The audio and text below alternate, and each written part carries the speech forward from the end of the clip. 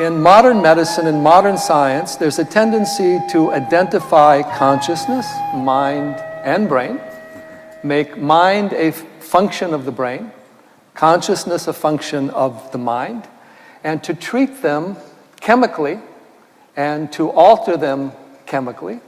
And that well-being is good chemistry of the brain, higher consciousness is good chemistry of the brain, and unhappiness is bad chemistry of the brain. Nobody's responsible, but we need to change the chemistry to make it better.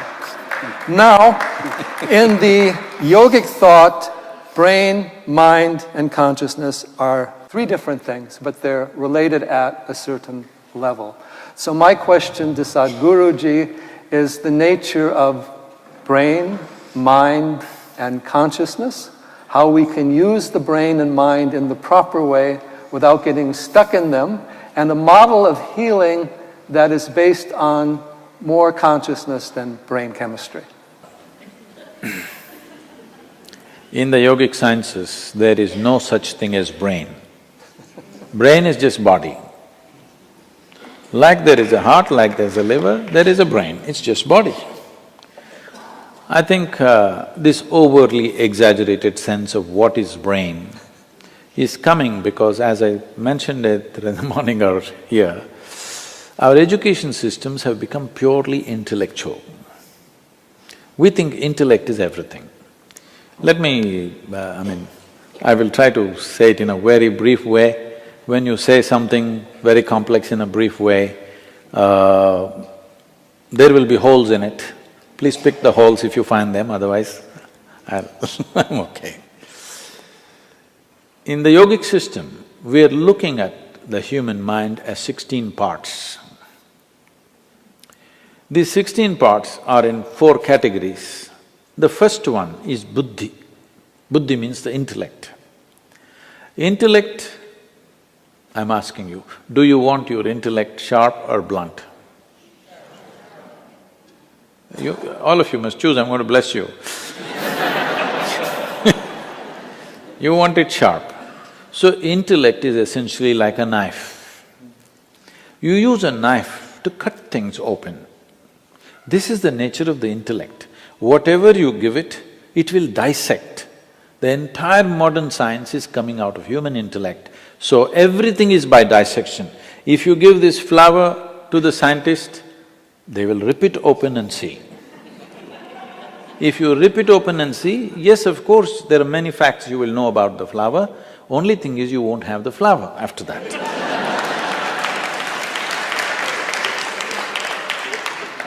And now if you really want to know something, let's say you really want to get to know your mother, please don't dissect her.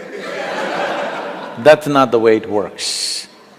Because what you can know by dissection is material aspect of life. You cannot know life by dissection. Only the material and the physical can be dissected. But now we are using our intellect to understand the entire gamut of things. Now we try to dissect. We go on talking about unifying the world and unity and enlightenment, everything with intellect. This is like using a knife to stitch something.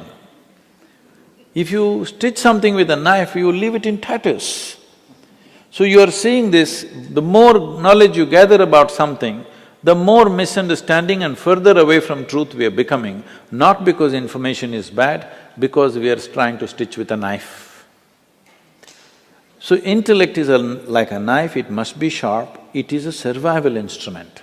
If you did not have a discriminatory intellect, you would not be surviving on this planet, it's very, very vital.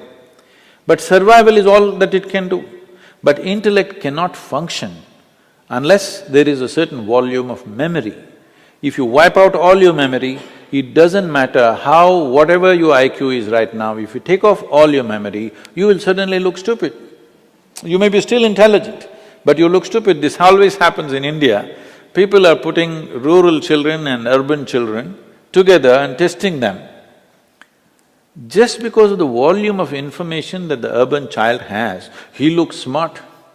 A rural child looks stupid, but you put them in real situations, you will see they will come out so smart. because their intelligence is fully on.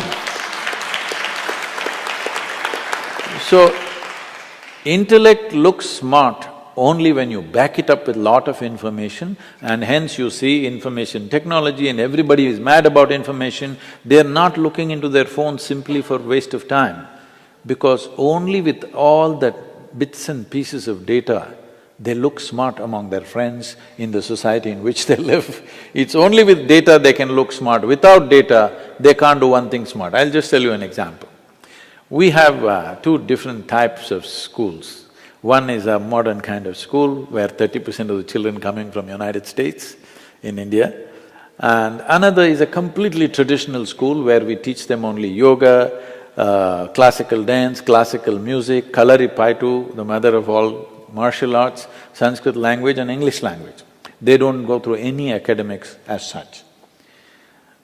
This was a few years ago. Little ones, they all run to the place to hand wash. Hand wash is at this height. Many of these 6, 7-year-olds can't reach. So all this…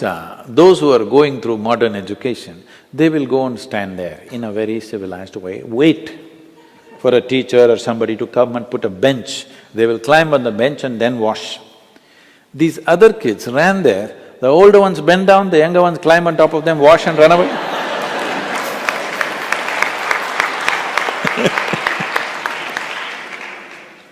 So, too much orientation towards intellect and the other dimensions of intelligence are completely uncultivated today.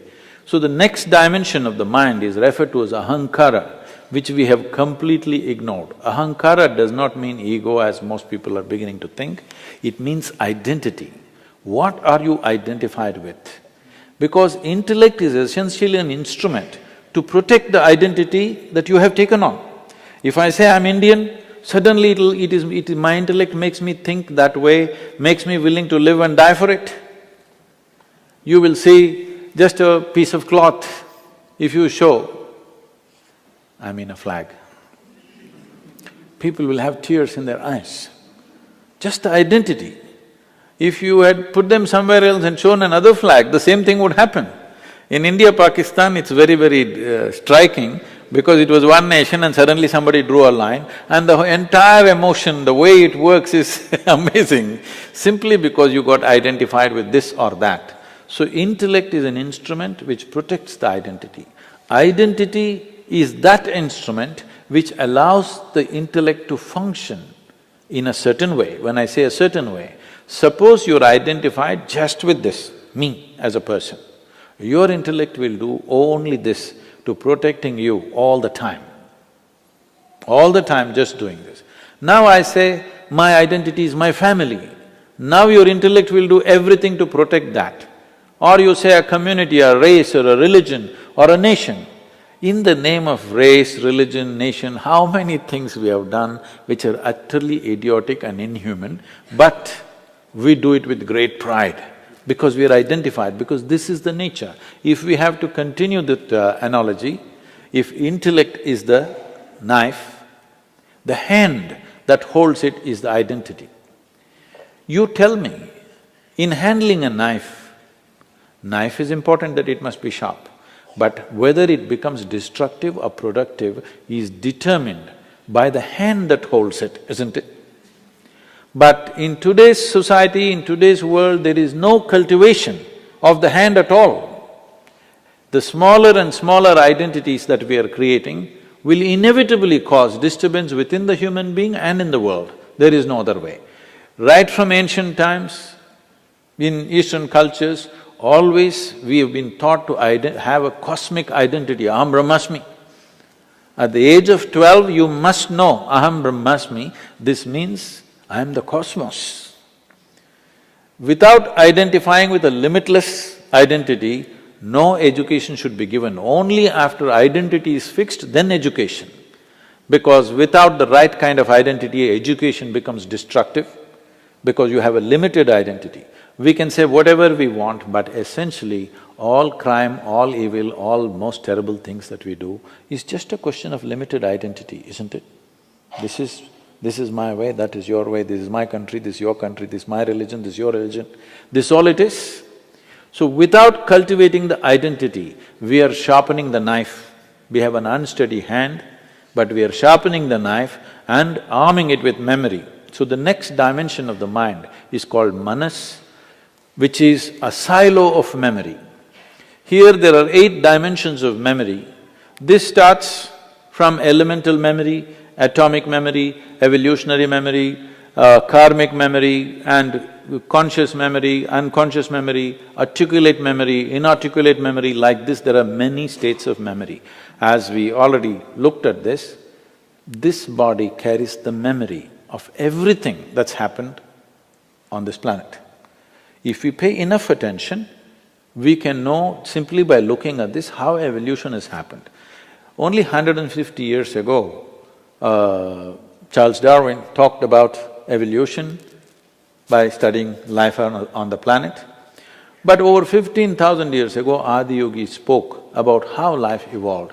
He said, first, almost every Indian person knows it but not conscious of it, is the 10 avatars.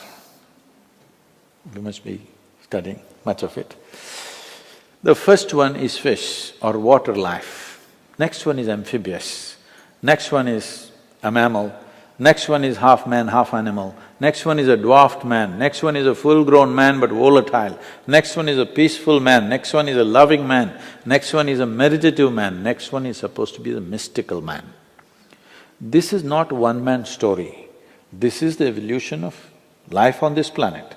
So 15,000 years ago, somebody spoke about this by not looking into the microscope, but looking inward, because the entire evolutionary story is written here. So the yogic system is focused on this as to how to activate different dimensions of memory, because without that, with limited amount of memory, you are bound to act in immature ways. So if your intellect becomes super capable, then it's very, very important your identity is cosmic, limitless identity, and your memory is evolved, that all dimensions of memory are active. These 3 function in a certain way, some people have evolved it in certain ways, but largely it is happening in a very skewed way, too much of intellect and other things are very minimalistic. The 4th dimension of intelligence is referred to as chitta. This is a dimension of intelligence which is unsullied by memory. See, we must understand this. We are who we are only because of the memory that we carry. From the color of our skin to what we identify with, what we are, whether we are male or female or everything is a question of memory. It is the memory stored in this which is deciding all these aspects. Whether I am a human being or some other creature is also a question of memory. Memory is a tremendous possibility, but memory is also a limitation and a boundary. What is you and what is me is right now, the boundary of this is just memory. What I remember in my system and what you remember in your system is the boundary. So memory is also a boundary. Memory is the basis of all forms that have happened. There is a certain memory which creates patterns, which patterns in turn create physical forms. The way we are, the kind of form that we have taken is essentially out of the basic memory that is there. Never it got confused in the sense, suppose you and a cow every day start eating mangoes. Never it happens that one day by accident or by lapse of memory, the cow became human or you became a cow. Both of you eat the same food every day, but it will not happen because the memory is so strongly instilled at various levels. We are recognizing 8 different dimensions of memory. But chitta has no memory. No memory means no boundary, an intelligence beyond bounds. In the yogic culture, there is a mischievous way of expressing this. We say, if you touch your chitta, God will become your slave, because your intelligence becomes boundless, everything becomes within access. So, it is very important because this is the first time, we must understand this. This is the first time where our survival process is as organized as it is today. This is the first time that human beings have so much time to look at things. Otherwise, just putting the food together would take 24 hours. Once again, in affluent societies, we are going back to the same thing. As you said, in Montana, somebody has to work 3 jobs when so much land is there. Why do you need to do a job to make your food? No, because you want to buy it in Walmart. I'm saying we've just kind of twisted the entire thing. For the first time, our survival… For example, today you go into your superstore, what you need for next 1 year, you can buy, bring it home and not step out of your house for the next 1 year. It's possible, never before it was possible. Today morning's water, if you have to get, means you have to walk down to the river or the pond or something. For the first time, our survival process is so enormously organized, this is the time for humanity. This is the time for humanity to explore deeper dimensions of life.